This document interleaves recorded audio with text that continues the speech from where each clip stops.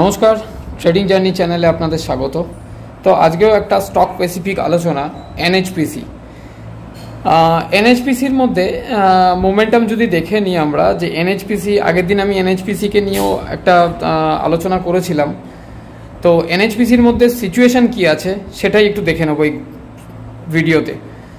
তো এনএইচপিসির সিচুয়েশান দেখুন, এনএইচপিসির আমি 15 মিনিট ক্যান্ডেলে চার্ট প্রেডিকশান যদি করি, তাহলে এনএইচপিসি এখানে কি ফরমেশন দিয়েছে দেখুন। এই জোনটা থেকে কিন্তু এনএইচপিসি মেন সাপোর্ট নিয়েছে 113 এই জোনটা, 113, 14, এই 12-13 এই জোনটা থেকে এনএইচপিসি কিন্তু প্রপারলি সাপোর্ট নিয়েছে। এনএইচপিসি এখানে কি ফরমেশন দিয়েছে দেখুন, এনএইচপিসি এখানে গেছে, গিয়ে আবার নিচে নেবে এখান থেকে সাপোর্ট নিয়ে আবার একটা ব্রেকআউট দিয়েছে এনএইচপিসি, মানে এই লেভেলটাকে ব্রেকআউট দিয়েছে। কিন্তু দেখুন ব্রেকআউট দিয়ে তারপর এখান থেকে মার্কেটের সিচুয়েশন অনুযায়ী, মার্কেট যেরকম আছে এখনকার বাজারটা যেরকম আছে, তো মার্কেট যেরকম আছে সেরকম কিন্তু মার্কেটের মধ্যে প্রফিট বুকিং এসছে। অনেকেই হয়তো এনএইচপিসিতে ওপর লেভেলে ফেসে রয়েছেন কিংবা এনএইচপিসির মধ্যে ইনভেস্টেড আছেন।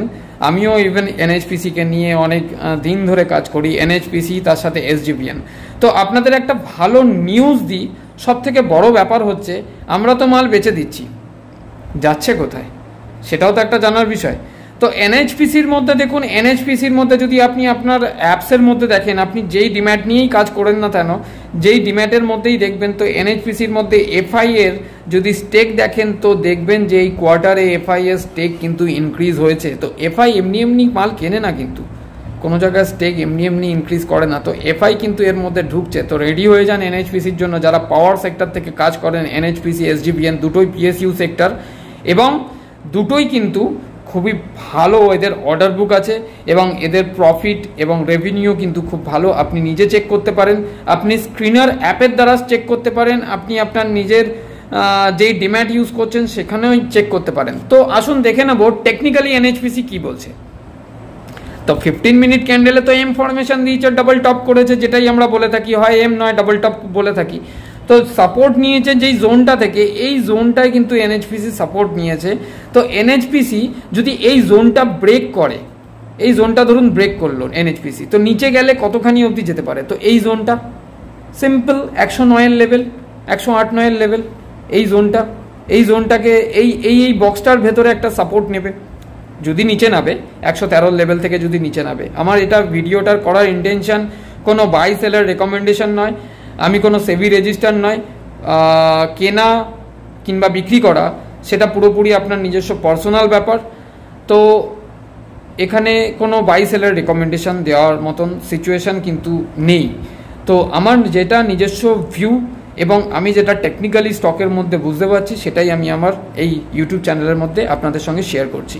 তো এনএইচপিসি যদি রিটেস্ট করতে আসে, এই জোনটা ভেঙে দিল, সাপোজ একটা ভালো কোম্পানি পিএসইউ সেক্টর থেকে বিলং করে, এনএইচপিসির মধ্যে কিন্তু আমরা অনেক কোম্পানির মধ্যে র্যালি দেখে নিয়েছি, কিন্তু এনএইচপিসির মধ্যে আর এসজিবিএন এর মধ্যে সেরকম একটা র্যালি কিন্তু দেখতে পাচ্ছি না। রিসেন্টলি ইরেডা লিস্টিং হয়েছে, ইরেডার মধ্যে কিন্তু ধামাকেদার র্যালি দেখেছি। তখনও আমরা ইরেডাকে নিয়ে কাজ করেছি, কিন্তু ইরেডার সাথে আবার ওখান থেকে আমরা বেরিয়ে চলে এসেছি। এখন দেখুন রিসেন্টলি আপনি নিউজ যদি দেখেন, তাহলে ইরেডাকে নিয়ে কোনো ফান্ড হাউস এরকম নিউজ দিচ্ছে ইরেডা কিন্তু আরও নিচে নামতে পারে, 40 থেকে 50% মতন নিচে নামতে পারে। জানি না আদৌ হবে কি হবে না, সেটা আমার জানা নেই, বাট ইরেডা থেকে তো এক্সিট করেছি। তো পাওয়ার সেক্টরের মধ্যে কোনো একটা সেক্টর তো আমাকে ধরতে হবে। ইরেডা হয়তো পিএফসির মতন, পাওয়ার ফাইন্যান্স কর্পোরেশন এদের মতন ফাইন্যান্স করে পাওয়ার সেক্টরগুলোকে, বাট আপনাকে যেই সেক্টরের মধ্যে আপনি যাচ্ছেন তার কাজ কারবার, তার ব্যবসাটা তো আপনাকে বুঝতে হবে। তো এনএইচপিসিকে নিয়ে পড়াশোনা করুন। এনএইচপিসিকে নিয়ে পড়াশোনা যদি করেন, তাহলে দেখতে পারবেন এদের প্রজেক্ট কিন্তু অনেক ভালো আছে। আপনি গুগলে সার্চ করলেও পেয়ে যাবেন, এনএইচপিসির সম্পর্কে জানতে পারবেন এবং এনএইচপিসি সম্পর্কে পড়াশোনাও করতে পারবেন। খুব ইজি প্রসেস, আগের মতন প্রসেস নয় কিন্তু যে শেয়ার মার্কেটকে নিয়ে আপনি কোনো কিছুই জানতে পারবেন না। একটুখানি চেষ্টা, একটুখানি পড়াশোনা, একটুখানি একাগ্রতা কিন্তু আপনাকে মার্কেটের মধ্যে অনেক এগিয়ে নিয়ে যেতে পারে, অনেকটাই আপনাকে মার্কেটের সাথে সাথে চলতে সাহায্য করতে পারে নিউজ। আর আপনার যদি নিজের আগ্রহ থাকে যে আমি এই কোম্পানির মধ্যে, দেখুন ইনভেস্ট করার পরে তাকে নিয়ে পড়াশোনা করা ভালো নয়, ইনভেস্ট করার আগে তাকে নিয়ে পড়াশোনা করা ভালো।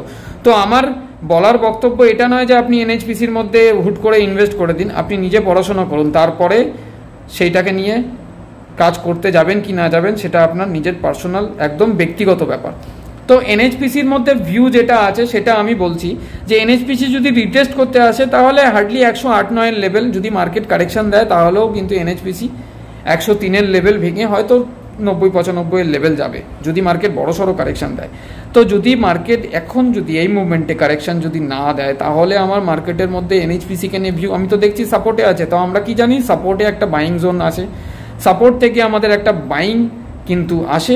তো এনএইচপিসি প্রপারলি দেখুন সাপোর্ট নিয়ে আছে, এই জায়গাটা অনেক হিজিবিজি হয়ে গেছে, আমি একটু ক্লিয়ার করছি। তো এনএইচপিসির মধ্যে দেখুন প্রপারলি সাপোর্ট নিয়ে রয়েছে এই জোনটার। তো এখানে একটা ডাবল টপ ফরমেশন কিন্তু এনএইচপিসি দিয়ে এই জোনটার মধ্যে সাপোর্ট নিয়েছে। তো এখান থেকে কিন্তু এনএইচপিসির মধ্যে প্রবাবিলিটি আছে। আর শেষ ক্যান্ডেল যদি দেখেন তাহলে আমি একটু বড় করে নিচ্ছি এবার ক্যান্ডেলটাকে, তাহলে বুঝতে সুবিধা হবে। তো এর মধ্যে কিন্তু ঠিক যেমন আরবিএনএলকে নিয়ে আমি আগের একটা ভিডিও করেছি, ঠিক সেম টু সেম দেখুন এর মধ্যেও কিন্তু একটা বাইং এসছে। আপনি আরএসআই লেভেল যদি চেক করেন তাহলে আরএসআই লেভেলও একদম সঠিক পজিশনে আছে। তো এটার মধ্যে প্রবাবিলিটি আছে। তো এনএইচপিসির মধ্যে প্রথম রেজিস্ট্যান্স হিসেবে আমরা কোনটা ধরতে পারি, এই জোনটা যেখান থেকে মার্কেট ফল হয়েছিল, মানে মার্কেট নিচের দিকে নেমেছিল, এখান পর্যন্ত এসছিল, এসে মার্কেট আবার ওপরে উঠেছে, আবার ছোট টাইম ফ্রেমে আবার মার্কেট এখান পর্যন্ত ফল এসছে। তো প্রথম টার্গেট আমার এটা বেরিয়ে আসছে। সেকেন্ড টার্গেট যদি আমি দেখি তাহলে কোথায়, সেকেন্ড টার্গেট হচ্ছে আমার এই জোনটা থেকে 115-72-এর এই জোনটা, সরি 115-72 হবে না, একটু 19-20 হবে। আমি ক্যান্ডেলের মাথাটা এই জায়গাটা ধরছি, আপনারা দেখে নেবেন একটুখানি, আমি না হলে পরে আপনাকে দেখিয়ে দিচ্ছি। তারপরের লেভেলটা যদি আমি দেখি তো এনএইচপিসির মধ্যে যেখান থেকে একটা ডাব্লু ফরমেশন দিয়েছিল মার্কেট আমাদের, এই জোনটা কিন্তু আমাদের সাপোর্ট মানে রেজিস্ট্যান্স আমরা পেয়ে যাব 117 লেভেল। দেখুন স্টেপ বাই স্টেপ ওঠাটা অনেক জরুরি কিন্তু মার্কেটের মধ্যে। একটা স্টেপ উঠলো, সেখানে গিয়ে আপনি 15 মিনিট ক্যান্ডেল চেক করলেন যে হ্যাঁ মার্কেট এখানে সাস্টেন করছে, তাহলে আমি কি করব, স্টপ লসকে ট্রেল করতে থাকবো। মার্কেটে টিকে থাকার জন্য কিন্তু স্টপ লস হচ্ছে একটা বড় হাতিয়ার। যদি আপনি সুইংয়ের মধ্যে টিকে থাকতে চান, আপনি ধরুন এনএইচপিসিকে আপনি 113 টাকায় 12 টাকায় পিক করলেন, সেখান থেকে এনএইচপিসি চলে গেল 115 টাকা, আপনি স্টপ লস লাগিয়ে দিন, আপনি আপনার প্রফিটটাকে বেঁধে নিন না। যত মার্কেট ওপরে যাবে আপনি স্টপ লস ট্রেল করতে থাকুন, যত মার্কেট ওপরে যাবে আপনি স্টপ লস ট্রেল করতে থাকুন, আপনার কোনো ব্যাপার নয়। তো আপনি তো প্রফিট বেঁধে রেখেছেন। মার্কেট যদি কারেকশন দেয় কিংবা ক্র্যাশ করে কিংবা নিচে নেমে যায় তাহলে আপনাকে প্রফিট দিয়ে কিন্তু যাবে, প্রফিট না দিয়ে আপনাকে মার্কেট যেতে পারবে না। তো নিশ্চিন্তে ঘুমোতে পারবেন মার্কেটকে নিয়ে। তো এনএইচপিসিকে নিয়ে ভিউ আছে। এবারের টার্গেট কিন্তু এনএইচপিসির 125-এর টার্গেট কিন্তু দেখাতে পারে, এনএইচপিসি দেখাতে পারে, বলা মানে যে দেখিয়ে দেবে এমন কোনো কথা নয়। আর এসডিবিএনকে নিয়েও আমাদের কিন্তু ভিউ ভালো আছে। পরের ভিডিওতে হয়তো যদি সময় থাকে তাহলে এসডিবিএনকে নিয়েও ভিডিও করব। এবার থেকে প্রাইস অ্যাকশনের সাথে সাথে নিফটি ব্যাংক নিফটি প্রেডিকশনের সাথে সাথে প্রত্যেক দিন 3-4টে স্টককে নিয়ে কিন্তু ভিডিও কিন্তু চ্যানেলের মধ্যে আসবে। অবশ্যই চ্যানেলটাকে লাইক করে দেবেন, সাবস্ক্রাইব করে নেবেন যারা নতুন আছেন, এবং আরও অনেক ইনফরমেটিভ ভিডিও যদি আপনাদের কোনো স্টক সম্পর্কে প্রাইস অ্যাকশন সম্পর্কে জানার থাকে তো অবশ্যই কমেন্ট করে জানাবেন। আমি যথাযথ চেষ্টা করব আপনাদের কমেন্টের রিপ্লাই করার ভিডিওর মাধ্যমে। ধন্যবাদ।